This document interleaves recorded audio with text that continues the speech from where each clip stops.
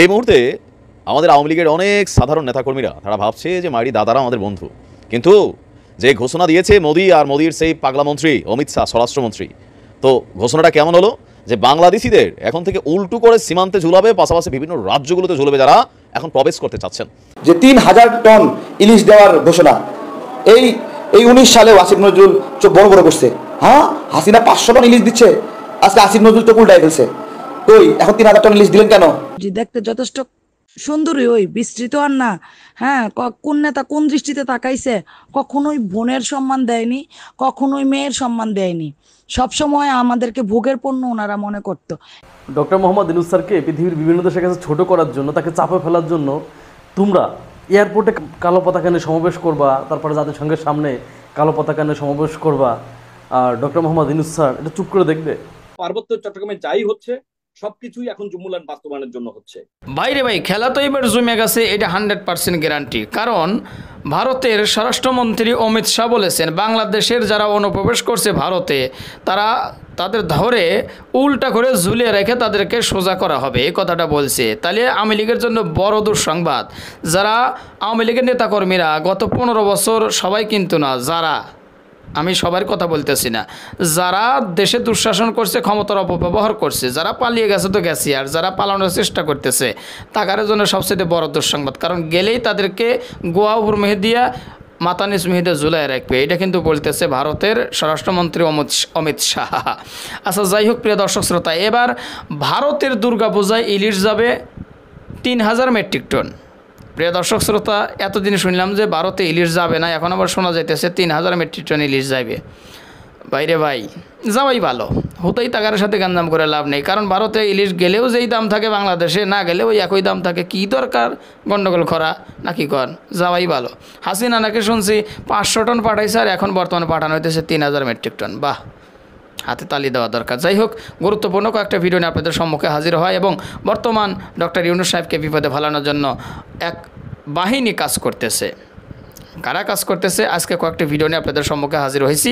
সেই ভিডিওগুলো দেখলেই হয়তো আপনারা এর বিস্তারিত আলোচনা জানতে পারবেন বা বুঝতে পারবেন। তো চলো না কথা না বাড়াই, একটা লাইক দিয়ে আমরা সবগুলো ভিডিও দেখে আসি। मत कीजिए ठाकुर, ऐसा मत कीजिए, थोड़ा सा रहम कीजिए। तो मोदी ने कहा हमें तो उसका कह दो कि हम उल्टा ही लटकाएंगे, इतना मारेंगे कि इंडिया आने की उन लोगों का जो ख्वाहिश थे वो मिट जाएंगे। আমার হিন্দি অনেকটা দুর্বল, সত্যি বলছি মারি। এই মুহূর্তে আমাদের আওয়ামী লীগের অনেক সাধারণ নেতাকর্মীরা তারা ভাবছে যে মারি দাদারা আমাদের বন্ধু, কিন্তু যে ঘোষণা দিয়েছে মোদি আর মোদির সেই পাগলা মন্ত্রী অমিত শাহ স্বরাষ্ট্রমন্ত্রী, তো ঘোষণাটা কেমন হলো যে বাংলাদেশিদের এখন থেকে উল্টো করে সীমান্তে ঝুলাবে, পাশাপাশি বিভিন্ন রাজ্যগুলোতে ঝুলবে যারা এখন প্রবেশ করতে চাচ্ছেন। তো এই মুহূর্তে সমীকরণ বলছে যে বাংলাদেশ থেকে সবচেয়ে বেশি যারা ভারতে অনুপ্রবেশ করতে চাচ্ছেন আওয়ামী লীগের বা প্রশাসনের অনেক বড় বড় নেতাকর্মী বা ঊর্ধ্বতন কর্মকর্তারা, যারা হিন্দু মুসলিম নির্বিশেষে ভাবছে যে না মারি ভারত গেলে সম্ভবত শেষ রক্ষাটা হয়ে যাবে। দুর্ভাগ্যজনক নিউজ আসছে, তবে আমরা তীব্র প্রতিবাদ জানাই। মোদির দেশে যায় কে? সোরসোট্টা সারা পলাইয়া ভারতে কেউই জানা। আর আমাদের সনাতন ধর্মাবলম্বী বা হিন্দু ভাইদের মধ্যে একটা শ্রেণীর মানুষের এখনও বিশ্বাস যে ভারত গেলে হয়তো পজিটিভ কিছু হবে। ভাই সৌদি গেলে যেমন মুসলমানরা কোনো সান নাই, ভারত গেলেও সান নাই, এটা মনে রাখেন, এটা আলাদা পয়েন্ট অফ ভিউ। ভারতের কেন্দ্রীয় স্বরাষ্ট্রমন্ত্রী অমিত শাহ আজকে এই বক্তব্য দিয়েছেন যে বাংলাদেশি অনুপ্রবেশকারীদের উল্টো ঝুলিয়ে সোজা করা হবে। ঝাড়খণ্ডে গেল 2-3 দিন আগেও মোদি কিন্তু বলেছিল যে ঝাড়খণ্ডে অনুপ্রবেশকারীরা বেশিরভাগই হচ্ছে রোহিঙ্গাদের একাংশ আর বাংলাদেশিদের একাংশ। গেল 2 থেকে 3 মাসে একটা হিউজ পরিমাণ মানুষ ভারতে অনুপ্রবেশ করেছে। তো রোহিঙ্গারা তো নর্মালি যে কোনো জায়গা থেকে তারা ট্রাই করে ঢোকার জন্য, কিন্তু বাংলাদেশ থেকে এই মুহূর্তে হিন্দু মুসলিম যে শ্রেণীটা ভারত ঢুকতেছে তারা কারা? এদের মধ্যে 80 বা 90% হচ্ছে আওয়ামী লীগের বিভিন্ন নেতাকর্মী, পাশাপাশি বিচারপতি মানিকের মতন অথবা প্রশাসনের অনেক কর্মকর্তারা যারা গ্রেপ্তার হচ্ছেন সীমান্তে তাদের মতনই লোক। অমিত শাহ বলছে ভোট ব্যাংক হারিয়ে যাওয়ার ভয়ে জেএমএম আর জেডি এবং কংগ্রেস অনুপ্রবেশ বন্ধ করছে না।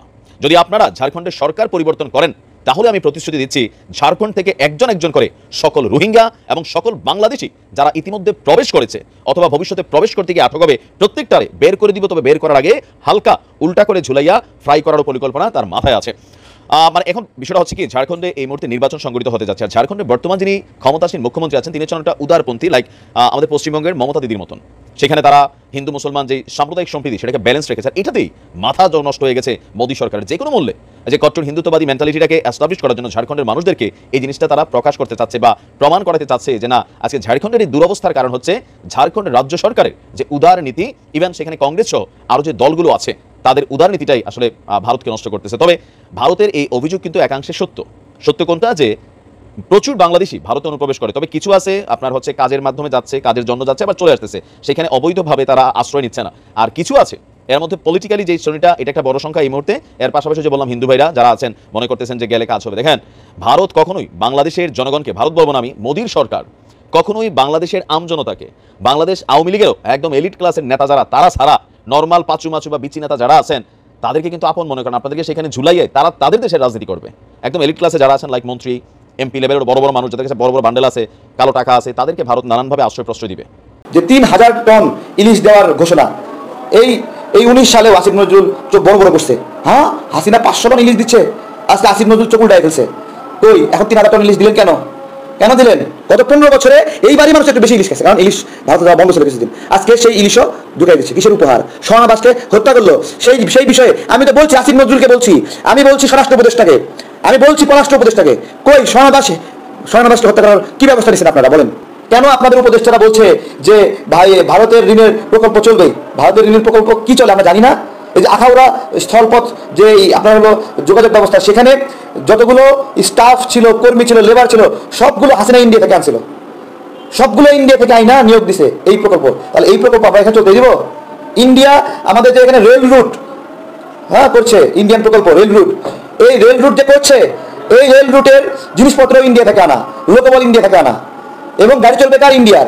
এখন আমার প্রশ্ন হলো যে আপনি রেল রাস্তা বানালেন ইন্ডিয়ার জন্য, ট্রানজিট দিবেন, এখন ওই রেলপথ আপনি বানালেন, ওই রেলপথ বাংলাদেশের যে অংশ দিয়ে গেল, ওই রেলপথ বানানোর পরে ওই রেলপথের ওই জায়গার মালিক, মানে ওই ভূমির মালিক বাংলাদেশ নাকি ইন্ডিয়া? তো নিতে পারবেন ওই জায়গা ফিরে? হাসিনা বাংলাদেশকে এই পর্যায়ে ক্ষতির জায়গায় নিয়ে গেছে, কিন্তু এখন এই উপদেষ্টারা বলতেছে এইসব প্রকল্প চলবে। আমি খুবই লজ্জা পাচ্ছি। 2 দিন আগে টাটা গ্রুপ তারা আমাদের মেট্রো রেলের বর্ধিত কাজ নিয়ে নিল। বাংলাদেশে ঠিকাদার নাই, প্রতিষ্ঠান নাই। ইন্ডিয়া কেন? এক্স্যাক্টলি ইন্ডিয়া কেন? হাসিনা দিছে বুঝলাম, এখন এই সরকার কেন দিচ্ছে?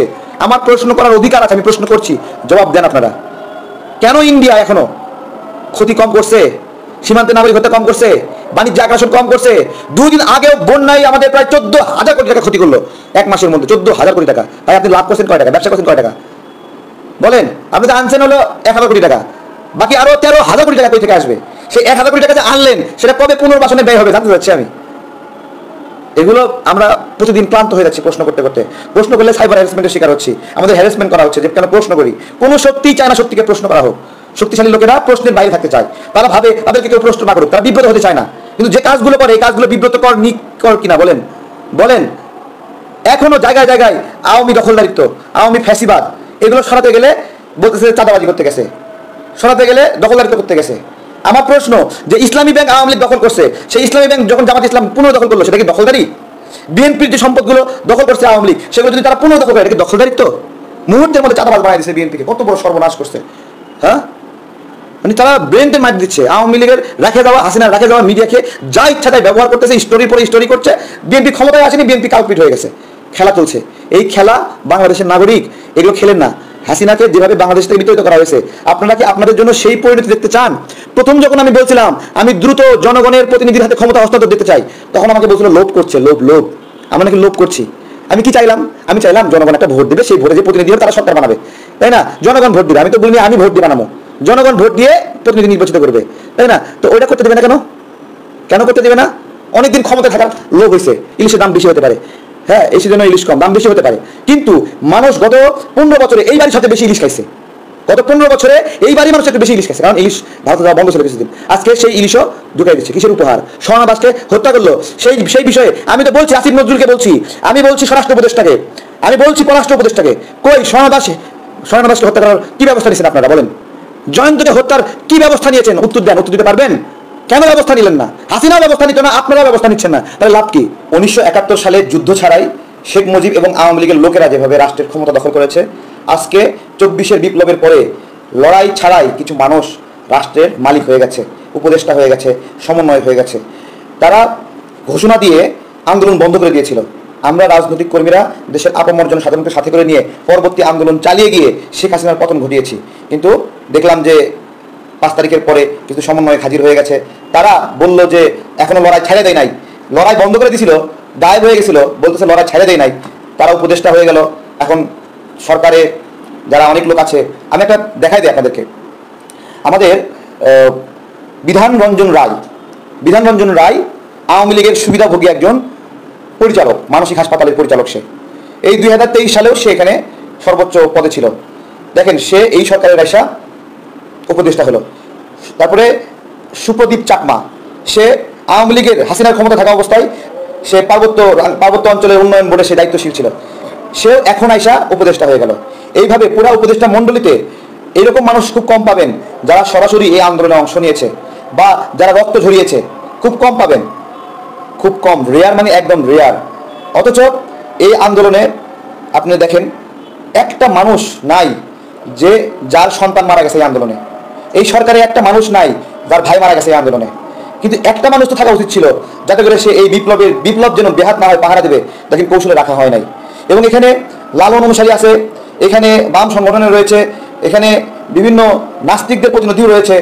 শুধু নাই কি জানেন, নাই হলো বিএনপি জামাত সহ বিরোধী ফোরামের একজন প্রতিনিধি, যে তাদের হয়ে এই সরকারকে কিছুটা হলেও পরামর্শ দিতে পারে। খুব সুকৌশলে এই জায়গাটা পুরা ক্লিয়ার রাখা হয়েছে।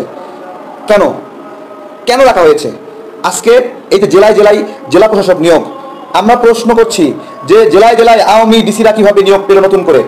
এর জবাব দিতে পারবে উপদেষ্টারা যে তারা এটা কেন করলো? এটা কে করছে? আমি করছি? আপনি করছেন? দেখতে যথেষ্ট সুন্দরী ওই, বিস্তৃত আর না। হ্যাঁ, কোন নেতা কোন দৃষ্টিতে তাকাইছে? কখনোই বোনের সম্মান দেয়নি, কখনোই মেয়ের সম্মান দেয়নি। সবসময় আমাদেরকে ভোগের পণ্য ওনারা মনে করতো। যেই মেয়ে শরীরে ওনারা হাত দিতে পারতো, ওরেই ভালো জায়গায় নিয়ে রাখতো। আমার 16 মাসের একটা ছোট বাচ্চা আছে, ওই বাচ্চাটাকে ফেলে আমি আপনার ঢাকা চট্টগ্রাম পরে আছি। একটা মানুষ আমার বাসায় খবর নেয় না যে আমার ছোট 3টা বাচ্চা কি খায়, বাচ্চাগুলা কি করে, বাসায় কে আছে না আছে, বাজার আছে কিনা, একটা মানুষ ফোন দিয়ে পর্যন্ত খবর নেয় না। তাতেও কোনো দুঃখ নাই। দল করছি, কখনোই ভালো জায়গায় রাখিনি। হিংসা, বিদ্বেষ, জেলাস, এভাবে তাকানো বাঁকা করে তাকানো না, তারা এইভাবেই তাকাইছে। কেন তাকাইছে সেটাও বুঝি। দেখতে যথেষ্ট সুন্দরী ওই, বিস্তৃত আর না। হ্যাঁ, কোন নেতা কোন দৃষ্টিতে তাকাইছে? কখনোই বোনের সম্মান দেয়নি, কখনোই মেয়ের সম্মান দেয়নি। সবসময় আমাদেরকে ভোগের পণ্য ওনারা মনে করতো। যেই মেয়ে শরীরে ওনারা হাত দিতে পারতো, ওরেই ভালো জায়গায় নিয়ে রাখতো। বাংলা কথা বলি, কারণ বাংলা কথাগুলো এখন না বললে নাই হবে। এই নোংরা নেতাগুলার কারণেই আজকে বাংলাদেশ আওয়ামী লীগ ধ্বংস হয়েছে। শুধু ইউনিয়ন লেভেল, উপজেলা লেভেল, জেলা পর্যায়ে না, সেন্ট্রাল পর্যন্ত আজকে কত নোংরা খবর আসতেছে। হ্যাঁ, সেন্ট্রাল নেতারা বড় বড় নায়িকাদেরকে রাতের উইং নিয়ে রাখতো। এগুলা করে করে আল্লাহর গজব নাজিল করছে বাংলাদেশ আওয়ামী লীগের উপরে। আর ব্রাহ্মণবাড়িয়া জেলার মধ্যেও আমাদের অনেক নেতাদের সান্নিধ্যে অনেকেই ছিল, যারা ছিল তাদের উপরে কোনো রকম প্রবলেম হয়নি। ডক্টর মোহাম্মদ ইউনূস স্যারকে পৃথিবীর বিভিন্ন দেশের কাছে ছোট করার জন্য, তাকে চাপে ফেলার জন্য তোমরা এয়ারপোর্টে কালো পতাকা নিয়ে সমাবেশ করবা, তারপর যাদের সঙ্গে সামনে কালো পতাকা নিয়ে সমাবেশ করবা। আর ডক্টর মোহাম্মদ ইউনূস স্যার এটা চুপ করে দেখবে কেন? তোমরা কালো পতাকা নিয়ে মিছিল কেন করবা? ডক্টর মোহাম্মদ ইউনূস স্যার কি খুনি না অপরাধী? সে কি শত শত মানুষকে গুলি করে মেরে আমেরিকাতে যাচ্ছে? হ্যাঁ, তোমাদেরকে একটা কথা আমি বলে দিই, শোনো। তোমাদের ভাষ্য মতে ডক্টর মোহাম্মদ ইউনূস স্যার অবৈধ, তার কোনো বৈধতা নাই, ঠিক না? সে তো সংবিধান অনুযায়ী প্রধানমন্ত্রী হয় নাই। সংবিধান অনুযায়ী প্রধানমন্ত্রী শেখ হাসিনা, তোমাদের কথা। এখন ধরো যাদের সঙ্গে ভাষণ দেওয়ার কথা কার? যাদের সঙ্গে ভাষণটা তো শেখ হাসিনা দেওয়ার কথা, কারণ শেখ হাসিনা তো তোমাদের ভাষ্য মতো এখনও প্রধানমন্ত্রী। কিন্তু এই জিনিসটা ভেবে নাও, তোমরা যাদের সঙ্গে তোমাদের সংবিধান অনুযায়ী তোমরা ধরছো প্রধানমন্ত্রী শেখ হাসিনা, কিন্তু তার জায়গায় যাদের সঙ্গে ভাষণ দিচ্ছে কে? Doctor Muhammad Yunus sir. তার মানে বোঝো, যদি ডক্টর মোহাম্মদ ইউনূস স্যার ভাষণ দিতে পারে তাহলে তোমাদের কপালে ভাই কষ্ট আছে, সত্যি করে বলতেছি। যদি ডক্টর মোহাম্মদ ইউনূস স্যার ভাষণ দিতে পারে তোমাদের কপালে কষ্ট আছে।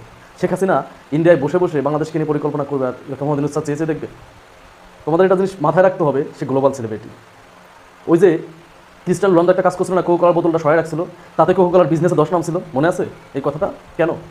কারণ ওই যে ফেস, ক্রিস্টিয়ানো রোনালদোর ফেস। হ্যাঁ, তো ডক্টর মোহাম্মদ ইউনূস স্যারকে নিয়ে তোমরা পরিকল্পনা করবা, ডক্টর মোহাম্মদ ইউনূস স্যার চেয়ে দেখবে, তাকে ছোটো করবা, বাংলাদেশের ভিতরে একটা বিশৃঙ্খলা সৃষ্টি করছো, সেটা চেয়ে দেখবে। ডক্টর মোহাম্মদ ইউনূস স্যার যদি যাদের সঙ্গে ভাষণ দিতেই পারে, ধরে নাও তোমাদের আমলিকে 12টা বাজাবে। কারণ বিএনপি যতটুকু ক্ষতি না করছে, ডক্টর মোহাম্মদ ইউনূস স্যারের তার থেকে বেশি ক্ষতি করছে শেখ হাসিনা। বিএনপি লেভেল আর ডক্টর মোহাম্মদ ইউনূস স্যারের লেভেল তো এক না। ডক্টর মোহাম্মদ ইউনূস স্যারের অবস্থানটা কি? পৃথিবীর 158টা ইউনিভার্সিটিতে ডক্টর মোহাম্মদ ইউনূস স্যারকে নিয়ে পড়ানো হয়। এই সৌদি আরবে, পাশে সৌদি আরবে এটা পড়ানো হয়, ডক্টর মোহাম্মদ ইউনূস স্যারকে নিয়ে একটা অধ্যায় আছে, এটা মাথায় রাখতে হবে। তার জীবনী পড়ানো হয়। আর এই লোকটাকে বিভিন্নভাবে মামলা দিয়ে ছোট করছো। দেখো, বিএনপি তারেক রহমানের বিরুদ্ধে মামলা, বেগম খালেদা জিয়ার নামে মামলা, এটা নিয়ে আমেরিকা কিন্তু সেভাবে কোনো কথা বলে না। কিন্তু ডক্টর মোহাম্মদ ইউনূস স্যারের মামলা লড়তে আসবে, এটা কিন্তু কে বলছিল?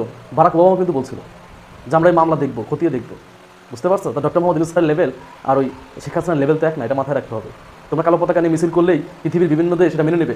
তোমাদের বিশ্বাস করবে যে হ্যাঁ ডক্টর মোহাম্মদ ইউনূস স্যার খুনি না, পৃথিবীর সব থেকে বড় খুনি যে শেখ হাসিনা, এইগুলাই জাতিসংঘে তুলে ধরবে।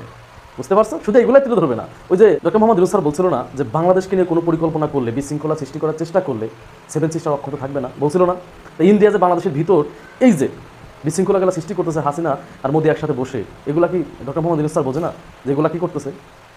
শোনো, শেখ হাসিনার রাজনৈতিক বুদ্ধি দিবে কে? ওবায়দুল কাদের, নরেন্দ্র মোদী, যে পৃথিবীর সব থেকে বোকা প্রধানমন্ত্রী, সে বুদ্ধি দিবে। আর ডক্টর মোহাম্মদ ইউনূস স্যারকে বুদ্ধি দিবে কে? এটা কি জানো? বারাক ওবামা দিবে, হিলারি ক্লিন্টন দিবে। বুঝতে পারছো? আর এই ডক্টর মোহাম্মদ ইউনূস স্যারের তো সমর্থন তো আমেরিকাও আছে। তা না হলে সে তো বাংলাদেশ সংবিধান অনুযায়ী প্রধানমন্ত্রী সে না, ঠিক না? সে তো অসাংবিধানিক প্রধানমন্ত্রী, একটা বিপ্লবের মাধ্যমে। সে কীভাবে জাতিসংঘে ভাষণ দেয়? বোঝো না আমার কথা? তাহলে জাতিসংঘের ভাষণ দিতেছে কার জোরে? আমেরিকার জোরে। নিয়ম অনুযায়ী কিন্তু সে ভাষণ দিতে পারে না, তারপর দিতেছে কার জন্য? আমেরিকা দিয়াইতেছে। তো তোমরা ওই জাতিসংঘের সামনে কালো পতাকা মিছিল করলেও কিছু যাবে আসবে না ডক্টর মোহাম্মদ ইউনূস স্যারের। ওই ডক্টর মোহাম্মদ ইউনূস স্যারের উপর ডিম ছুঁড়ে মারলেও কিছু যাবে আসবে না, এটা ভুলে যাবো না। যদি ডক্টর মোহাম্মদ ইউনূস স্যার ভাষণ দেয়, তোমরা যে জুলাই কি করছো এগুলাই তুলে ধরবে। কিন্তু অলরেডি তো বলছে যে জুলাইয়ের বিপ্লবের কথা, এগুলো সব তুলে ধরবে, বীরত্ব গাথা তুলে ধরবে, যে মানুষ আবু সাইদ ভাইয়ের কথা অবশ্যই উঠাবে, সবার কথা উঠাবে। শুধু এই কথাই না, সব কথাই উঠাবে, যে বাংলাদেশের ভিতরে কীভাবে বিশৃঙ্খলা সৃষ্টি করার চেষ্টা করতেছে, এবং অর্থনীতির প্রবলেমটা বর্তমান আছে এটা নিয়েও কথা বলবে। আসলে অর্থনীতির প্রবলেম তো সলভের দিকেই, যে হাসিনা যেটা পারে না সেটা অলরেডি সেটা করে দেখাইতেছে। অলরেডি তো $3-4 বিলিয়ন মানে সহায়তা পেয়ে গেছে আমেরিকা, বিশ্ব ব্যাংক, জার্মানি, সবাই দিচ্ছে। দেখো পাশাপাশি ইউরোপের সব দেশে দিচ্ছে। দেখো না শেখ হাসিনা লোনের জন্য গেলে তাকে কত সত্য দিয়ে দিচ্ছে, কিন্তু ডক্টর মোহাম্মদ ইউনূস স্যারকে সত্য ছাড়াই লোন দিচ্ছে। পশ্চিমা আমেরিকা যদি লোন দেয়, দেখবা ইউরোপের প্রতিটা কান্ট্রি ডক্টর মোহাম্মদ ইউনূস স্যারের পাশে এসে দাঁড়াবে, কারণ তারা সবাই তো একজোট, তারা সবাই একজোট। এটা ভুলে গেলে চলবে না। এই জন্য তোমরা যতই চেষ্টা করো ডক্টর মোহাম্মদ ইউনূস স্যারকে বিপদে ফেলে তাকে হটাই দিবা, এটা করবা এটা করবা, এটা হবে না। ডক্টর মোহাম্মদ ইউনূস স্যার যদি ভাষণ দেয়, তোমাদেরই কপাল পড়বে। আর তোমরা যেটা করতেছো এটা তোমাদের মানে পজিটিভ হবে না, এটা তারা নেগেটিভ নেবে। কারণ ডক্টর মোহাম্মদ ইউনূস হচ্ছে গ্লোবাল সেলিব্রিটি, তাকে তোমরা ছোটো করার জন্য এখানে ইয়ে করবা, তাই কি তারা চেনে না? ডক্টর মোহাম্মদ ইউনূস স্যারকে কি পৃথিবীর যেসব মানে যারা আসবে এখানে ভাষণ দিতে, তারা কি চেনে না? অবশ্যই চেনে।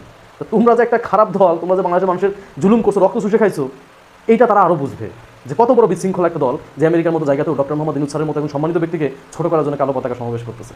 দিন শেষে তোমাদের দুর্নামটা হবে, ডক্টর মোহাম্মদ ইউনূস স্যারের কিছু হবে না। পার্বত্য চট্টগ্রামে যাই হচ্ছে সবকিছুই এখন জুমুলান বাস্তবায়নের জন্য হচ্ছে। 5 তারিখে ফ্যাসিস্ট হাসিনা সরকার তার সমস্ত কর্মকাণ্ডের দায়ভার নিয়ে তিনি যেভাবে দেশ থেকে পালিয়েছেন, এবং তার যে দোসর যারা দীর্ঘদিন ধরে সাধারণ জনগণকে যেভাবে অত্যাচার, নিপীড়ন, বঞ্চনা করেছে, এবং তারা যেভাবে বাংলার জনগণকে ভোটাধিকার থেকে শুরু করে গণতন্ত্র কেড়ে নিয়েছে, তারই প্রতিফলন অনুযায়ী 5 তারিখে আমরা দেখেছি দেশের আসলে কি একটি প্রেক্ষাপট, যেটি সাধারণ জনগণ দীর্ঘদিন ধরে মুক্তি লাভের আশায় তারা প্রতীক্ষিত ছিল।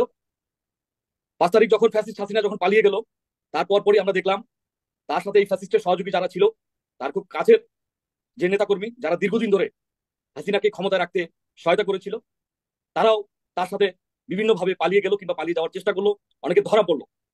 এবং আমরা আরো লক্ষ্য করলাম এই ফ্যাসিস্টের সহযোগী হিসাবে আওয়ামী লীগ সরকারের আমলে যারা বিভিন্নভাবে অবৈধভাবে কিংবা অগণতান্ত্রিক ভাবে কিংবা অনির্বাচিত ভাবে যারা নিজেদের পদ টিকিয়ে রেখেছিল এবং পদ টিকিয়ে রাখতে চেয়েছিল, তারাও সেই 5 তারিখে ঘাড়াঘা দিয়েছে কিংবা পালিয়েছে। তো বাইতুল মোকাররম আমাদের জাতীয় মসজিদ, এই মসজিদও তাদের যে স্বৈরতন্ত্র, সেই স্বৈরতন্ত্র থেকে বাদ যায়নি। ফ্যাসিস্ট হাসিনা তার একান্তই নিজস্ব এবং পছন্দের মানুষকে দিয়ে বাইতুল মোকাররমের মতো একটি জাতীয় ধর্মীয় প্রতিষ্ঠানকে তার মন মতো করে পরিচালনা করত। এবং কি আমরা যেটা দেখেছি, তৎকালীন সময় নামাজ আদায় করতে গিয়ে যে মানুষ স্বাধীনভাবে যে নিজের জন্য, দেশের জন্য দোয়া করবে, দেশের জনগণের জন্য দোয়া করবে, সেটি পর্যন্ত কিন্তু তারা পারত না। সুতরাং মসজিদেও তাদের যে ফ্যাসিস্ট কায়েম সেটি হয়েছিল। সুতরাং আমি মনে করি আজকে পালিয়ে যাওয়া বাইতুল মোকাররমের খতিব সাহেব, তিনি যেহেতু পুনরায় আবার এসেছেন, নিশ্চয়ই তিনি একটি এজেন্ট বাস্তবায়ন করার জন্য এখানে এসেছেন। এবং তিনি আরিফ ভাই যেটি বলেছেন তার সাথে আমি সম্পূর্ণই একমত। তিনি ভিন্ন কোনো ইন্টেনশন নিয়ে রয়ের এজেন্ডা বাস্তবায়ন করার জন্য, দেশে একটি অস্থিতিশীল পরিস্থিতি তৈরি করার জন্য তিনি আবার পুনরায় ফিরে এসেছেন, এবং তাকে ব্যবহার করে বাংলাদেশে নতুন আরেকটি ধর্মীয় সংঘাত তৈরি করার চেষ্টা করা হয়েছিল, সেটি আমরা দেখেছি। এবং আমি মনে করি এই ফ্যাসিস্টদের যারা সহযোগী, তারাও সমান অপরাধী, সে হোক মসজিদের ইমাম কিংবা আপনার যেই হোক না কেন, সে সমান অপরাধী বলে আমি সেটা মনে করি। সিনহা সাহেব খুবই গুরুত্বপূর্ণ কথা বলেছেন এবং ওনার কথাগুলি আমার খুবই ভালো লেগেছে ব্যক্তিগতভাবে। বাট কিছু কথার সাথে আমি একদমই পুরোপুরি দ্বিমত। সেটা হচ্ছে উনি পার্বত্য চট্টগ্রাম চুক্তি, যে কথাটা উনি বলেছেন যে পার্বত্য চট্টগ্রাম চুক্তি করা হয়েছিল পাহাড়ে শান্তি প্রতিষ্ঠা করার জন্য বা নতুন আলো দেখানোর জন্য। তো উনি আসলে আমাদেরকে পার্বত্য চুক্তিটা পড়ার জন্য অনুরোধ করেছেন। তো আমি অনুরোধ করবো যে আপনি দয়া করে পুনরায় আবার পার্বত্য চুক্তিটি আপনি মন দিয়ে পড়বেন। মন দিয়ে পড়ে আপনি দেখবেন নিশ্চয়ই যে 72টি ওর মধ্যে ধারা আছে পার্বত্য চুক্তির মধ্যে। 72টি কন্ডিশনের মধ্যে 57টি কন্ডিশন পুরোপুরি অলরেডি বাস্তবায়ন হয়েছে, 7টা আংশিক বাস্তবায়ন হয়েছে এবং বাকিগুলো প্রক্রিয়াধীন। এখন আমার কথা হচ্ছে পার্বত্য চট্টগ্রাম চুক্তি বা যেটিকে আমরা কালো চুক্তি বলি, এই পার্বত্য চট্টগ্রাম চুক্তি হয়েছিল জনসংহতি সমিতির নেতা সন্তু বাবুর সাথে। এবং উনি আরো একটা কথা বলেছেন যে এই চুক্তিটি করার সময় একটা পক্ষ কিন্তু অখুশি ছিল, বেজার ছিল, তাদের মন মতো এই চুক্তিটি হয়নি। সেটি ছিল ইউপিডিএফ, যেটি কিনা প্রসিদ্ধ কেশের নেতৃত্বে এই যে পার্বত্য চট্টগ্রামে যেটা হলো আজকের রাঙামাটিতে, বা তাদের বিশাল একটা অংশগ্রহণ ছিল এখানে। এখন আমার যে মূল কথাটি হচ্ছে এই যে ফেসিস্ট হাসিনা সরকার তাই সে ক্ষমতায় আসার জন্য দেশ বিক্রির যে চুক্তিটি করলো, এবং এই চুক্তিটি যদি বাস্তবায়ন হয় সেক্ষেত্রে পার্বত্য চট্টগ্রাম যে তার সার্বভৌমত্ব হারাবে এবং পার্বত্য চট্টগ্রাম যে বাংলাদেশের মানচিত্র থেকে আলাদা হয়ে যাবে, তিনি কি এই বিষয়টি বুঝেন না? আমি আপনাকে রিকোয়েস্ট করবো দয়া করে আপনি আবার পার্বত্য চট্টগ্রাম চুক্তিটি পড়বেন, এবং এই মুহূর্তে যারা এই প্রোগ্রামটি দেখছেন আমি প্রত্যেককে বিনীতভাবে অনুরোধ জানাবো আপনারা পার্বত্য চট্টগ্রাম চুক্তিটি পড়বেন, এবং এই চুক্তিটি আমাদের সংবিধানের সাথে, রাষ্ট্রের সাথে, রাষ্ট্রের জনগণের সাথে, জাতীয়তাবাদের সাথে যে কতটা সাংঘর্ষিক সেটা আপনারা নিজেই বুঝবেন। আমি আর সে বিষয়ে কিছু বলতে চাই না, কিন্তু একটা বিষয় আমরা বলবো, সেটি হচ্ছে পার্বত্য চট্টগ্রামে যাই হচ্ছে সবকিছুই এখন জুমুল্যান্ড বাস্তবায়নের জন্য হচ্ছে। এবং আমি আপনার এই প্রোগ্রামে বাংলাদেশকে দ্বিখণ্ডিত করবার চেষ্টা করছি। আপনারা যারা এই যে চাকমা সার্কেল চিফ ইয়ানিয়ান তার ওয়াইফের যে পাতানো ফাঁদ, সে ফাঁদে আপনারা পা দিয়ে যারা জুমুল্যান্ড বাস্তবায়নের জন্য আজকে আপনারা লেগে পড়ে উঠে বসেছেন, তাদেরকে আমি সতর্ক করে বলতে চাই আপনারা এখনো নিজেদেরকে বাংলাদেশী হিসাবে ধারণ করুন এবং বাংলাদেশকে ভালোবাসুন। কারণ এই দেশের চাকমাদের, এই দেশ মারমাদের, এই দেশ হিন্দুদের, এই দেশ মুসলমানদের আমরা সকলেই শান্তিপূর্ণ সহাবস্থান নিশ্চিত করতে চাই এবং এই দেশকে এগিয়ে নিতে চাই। ধন্যবাদ। চিংমং চাক 1 মিনিট, সর্বোচ্চ 30 সেকেন্ড হলে ভালো হয়, 30 সেকেন্ড হলে ভালো হয়, বাট 1 মিনিট সর্বোচ্চ বলতে পারেন, 1 মিনিট প্লিজ। আমি বেশি কিছু বলবো না, আমি শেষ কথা এটুকু বলতে চাই যে আমরা সবাই বাংলাদেশে, আমরা এটা মনে প্রাণে লালন করি। হয়তোবা কিছু কিছু ব্যক্তি, প্রত্যেকটা জাতিগোষ্ঠীতে এরকম থাকে, আপনার বিচ্ছিন্ন কিছু লোক থাকে, বিচ্ছিন্ন কিছু লোকের জন্য তো আমরা এটা ড্রাইভার নিবো না ভাই। তাহলে কিছু লোকজনের দ্বারা যে এভাবে হত্যাকাণ্ড থেকে শুরু করে বিভিন্ন সময় বিভিন্ন ঘটনা ঘটছে, সেগুলিকে আপনারা সমাধান করুন, তাদেরকে নিয়ন্ত্রণ করুন, এবং অবশ্যই আমরা আর শুনতে চাই না যে আমাদের দেশকে দ্বিখণ্ডিত করার কোন ষড়যন্ত্র হচ্ছে। এগুলি সবকিছু সমাধান করতে পারে না। সামাজিক বা আমাদের যে রাজনৈতিক ব্যক্তিত্বরা রয়েছে, সমাজে যারা নেতৃত্ব দেন, তাদের ভূমিকা রাখা খুবই গুরুত্বপূর্ণ। সেখানে যদি আপনাদের প্রয়োজন হয় আপনারা আরো হয়তো দেখা যাচ্ছে অন্যান্য অঞ্চল থেকেও মানুষের বাংলাদেশি যারা নিজেদেরকে বাংলাদেশটাকে একত্রিত করতে, যারা রাখতে চায়, যারা যেকোনো ষড়যন্ত্র মোকাবেলা করতে চায়, তাদেরও আপনি সহযোগিতা চাইতে পারেন, তারা অবশ্যই আপনাদের সহযোগিতা করতে এগিয়ে আসবে। আপনাকে অনেক ধন্যবাদ জানাচ্ছি। চিংমং চাক, সাদাত। আমি 30 সেকেন্ড কথা বলতে চাই সাগর ভাই। আমি শেষ কথা এটুকু বলতে চাই যে এই ঘটনা আজকে এই মুহূর্তে থামুক, সবাই ঐক্যর কাজ করুন, ভিন্ন ভিন্ন ভিন্ন ভাবে ডাক দিবেন না, সবাই আমরা বাংলাদেশে এই চেতনাকে ধারণ করে আমরা এই যে পাহাড়ের। প্রিয় দর্শক শ্রোতা, সবগুলো ভিডিও আপনারা দেখলেন, অবশ্যই আপনাদের মূল্যবান মতামত এখন কমেন্ট বক্সে জানিয়ে দিন। আশা করি আপনারা সবকিছু বিস্তারিত জানতে পেরেছেন বা বুঝতে পেরেছেন। আর এই ভিডিওটা শেয়ার করে দিন। আর আমাদের এই চ্যানেল নাসির ইসলামিক মিডিয়া সেন্টারে এখন পর্যন্ত যারা সাবস্ক্রাইব করেনি, প্রতিনিয়ত এই ধরনের সকল প্রকার নিত্য নতুন আপডেট নিউজগুলো পেতে আমাদের এই চ্যানেলটি সাবস্ক্রাইব করে আমাদের সাথেই থাকুন। আর যারা সাবস্ক্রাইব করেছেন তাদেরকে অসংখ্য ধন্যবাদ জানিয়ে ভিডিওটি এখানে শেষ করছি। সে পর্যন্ত সকলে ভালো থাকবেন, সুস্থ থাকবেন। আল্লাহ হাফেজ।